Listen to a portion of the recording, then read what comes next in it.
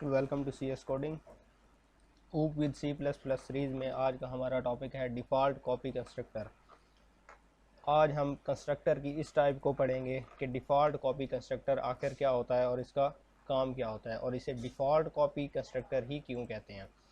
Default copy constructor क्या करता है कि use to initialize an object with an other object, यानी एक ऑब्जेक्ट को दूसरे ऑब्जेक्ट से इनिशियलाइज करने के लिए इस्तेमाल होता है। यानी क्लास का हमने ऑब्जेक्ट बनाया किसी एक क्लास का और उसी क्लास के किसी दूसरे ऑब्जेक्ट से के जो वैल्यूज़ थी उसको हम पहले ऑब्जेक्ट के साथ इनिशियलाइज करना चाहते हैं, वो हम पहले ऑब्जेक्ट को देना चाहते हैं, तो हम इसका यूज़ करते हुए ऐसा काम कर सकते हैं। इसको क्रिएट करने की ज़रूरत नहीं पड़ती, ये बाय डिफ़ॉल्ट जो है वो हर प्रोग्राम में पाया जाता है, इसीलिए इसे डिफ़ॉल्ट कॉपी कंस्ट्रक्टर कहते हैं। इसके जो कोड होता है उसको राइट करने की ज़रूरत नहीं पड़ती।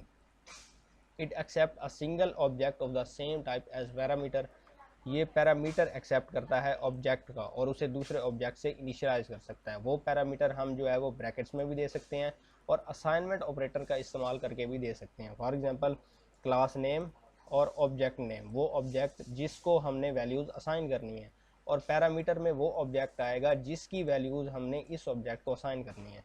या फिर हम इज इक्वल का साइन लगा कर भी इसको वैल्यू असाइन कर सकते हैं। इज इक्वल ये असाइनमेंट ऑपरेटर है जो वेरिएबल को वैल्यू असाइन करता है। यहाँ हम ऑब्जेक्ट को दूसरे ऑब्जेक्ट की वैल्यूज़ इस्तेमाल करने के लिए, वैल्यूज़ देने के लिए असाइनमेंट ऑपरेटर का इस्तेमाल करेंगे।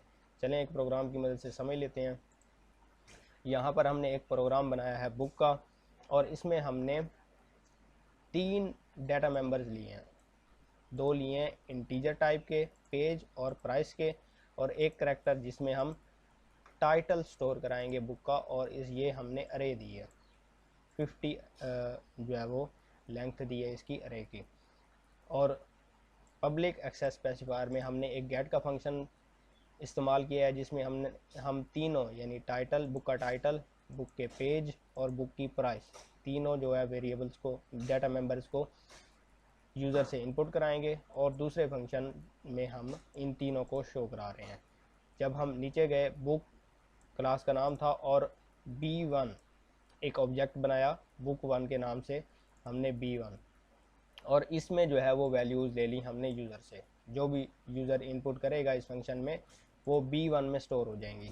उसके बाद हमने क्या किया, एक B2 दूसरा ऑब्जेक्ट बनाया, उसको B1 की वैल्यूज़ असाइन कर दी, और एक तीसरा ऑब्जेक्ट बनाया B3 के नाम से, उसको भी B1 की वैल्यू असाइन कर दी। अब हम चेक करने के लिए कि B2 और B3 को वैल्यू असाइन हो गई हैं, पहले B1 को शो कराएंगे, फिर B2 को शो कराएंगे, B3 को शो कराएंगे। आप देख सकते हैं हमने सिर्फ गेट का फंक्शन जो है वो B1 के साथ लिया था, लेकिन हम शो का फंक्शन जो है वो तीनों ऑब्जेक्ट के साथ कराएंगे। चलें इस प्रोग्राम को हम रन करके देखते हैं। आप देख सकते हैं हमारे पास टाइटल आ रहा है। यहाँ पर हम लिख देते हैं प्रोग्रामिंग बुक,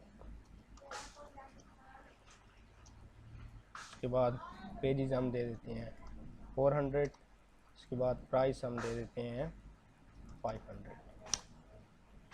आप देख सकते हैं हमारे पास B1 की डिटेल भी आ रही है, B2 की डिटेल भी आ रही है और B3 की डिटेल भी आ रही है, और ये तीनों डिटेल जो है वो सेम है। आप देख सकते हैं प्रोग्रामिंग बुक 400 पेजेस और 500 प्राइस, इसमें भी वही इनपुट है और इसमें भी वही इनपुट है। इसका मतलब क्या हुआ कि B1 में हमने जो वैल्यूज़ इंटर की वो B2 को भी असाइन होगी और B3 को भी असाइन होगी। इस तरह हम मुख्तलिफ ऑब्जेक्ट्स, सेम टाइप के मुख्तलिफ ऑब्जेक्ट्स को एक दूसरे की वैल्यूज़ असाइन कर सकते हैं डिफ़ॉल्ट कॉपी कंस्ट्रक्टर को इस्तेमाल करते हुए।